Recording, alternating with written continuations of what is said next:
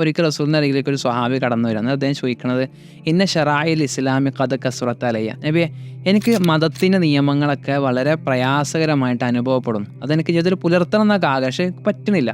ഫഖ്ബിർനി ബിശൈഇൻ അതശബ്ബസു ബിഹി. എനിക്ക് ഒരു കാര്യം അറിയിച്ചു തരാണെങ്കിൽ ഞാൻ അത് വിടാതെ മുറുകെ പിടിക്കാം. അദ്ദേഹം ചോദിക്കണം, നമസ്കാരം കുറച്ചിലൊന്നുമല്ല, പക്ഷേ എനിക്കതെല്ലാം നിർവഹിക്കണം, അതിനെനിക്ക് മനസ്സ് പാകപ്പെട്ട് കിട്ടണം, അതിനെന്താ പരിഹാരം എന്ന് റസൂൽ ആകെ ഒറ്റ വാക്ക പറഞ്ഞു, ലാ യസാലു ലിസാനുക റത്ബൻ മിൻ ദിക്രില്ലാ എന്ന് റസൂൽ പറഞ്ഞു. നിന്റെ നാവ് അള്ളാഹുവിനെ കുറിച്ചുള്ള ദിക്ർ കൊണ്ട് റത്തുബാകണം. റത്തുബ് പറഞ്ഞാൽ നനവുള്ള മധുരമുള്ള ഈത്തപ്പഴത്തിന് പറയുന്ന പേരാ.